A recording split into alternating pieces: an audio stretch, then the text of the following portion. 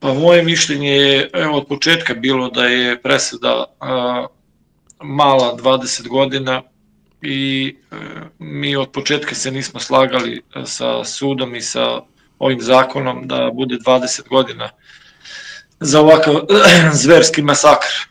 S obzirom da je presuđeno 20 godina, neki maksimum po zakonu našem, koji ja ne mislim da je dobar ovaj zakon,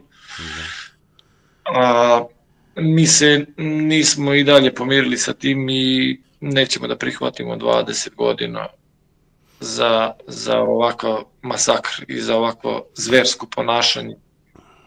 I naše mišljenje je tako i stav je takav od prvog dana da ne prihvatamo 20 godina. Da.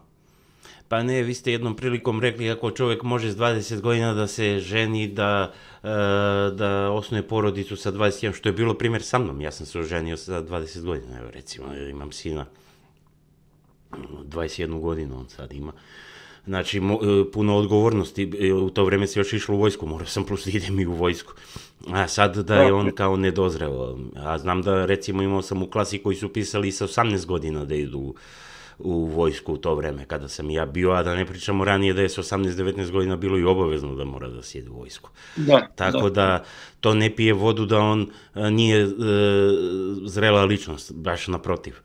On je u najboljim godinama, kada mozak i najbolje radi i funkcioniše i kada treba taj stvaralački naboj da ima, on je ima destruktivni, što je uradio.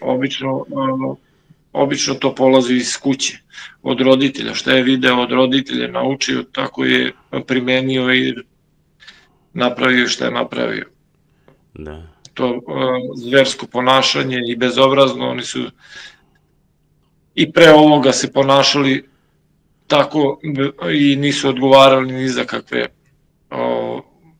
posledice, iako je Uroš imao nekoliko prijava i Radiša i majka Biljana, niko ni za šta nije odgovarao jer je Radiša imao svoje prijatelje preko kojih je završavao da ne odgovaraju ni za šta i tako je i dovelo do ovoga, jer da je odgovarao za bilo koje od ovih prijava, verovatno ne bi se desilo ovo što se desilo.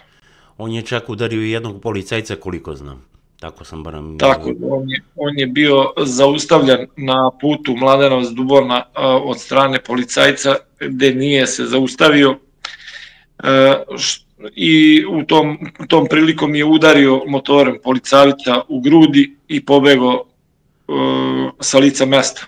Jurile su ga 3 patrole, uhapsili su ga, da bi posle nekih sat vremena došao Radiša u policijsku stanicu i izveo ga i nije odgovarao za takvo delo. Udariti policajca na službenoj dužnosti je udariti na državu.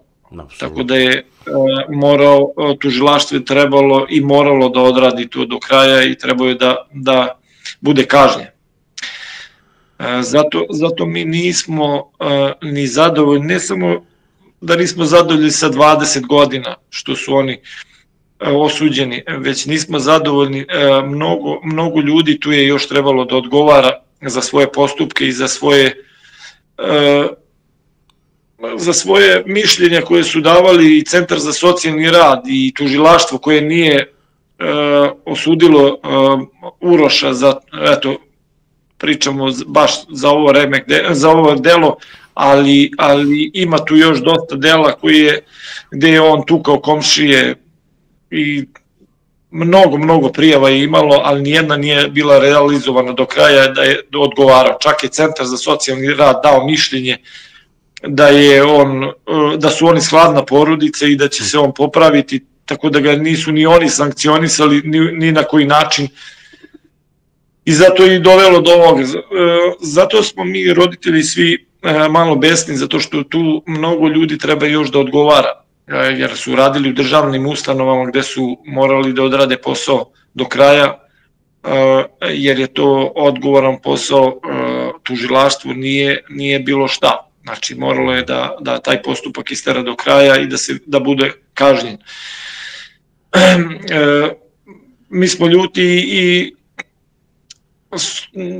oni su osudili oca Radišu za naoružanje ovo i da je sve izneo iz vojske, to sve stoji, ali taj Radiša nije mogao sam da iznese to sve, neko je sa njim sarađivao i pomagao mu da iznese, jer procedura neka postoji u vojsci i kad ulazite i kad izlazite iz kasarne ili vojnog objekta, ne možete vi da stavite u džepove ili u torbu šta hoćete, neko to mora da pregleda kad izlazite i kad ulazite.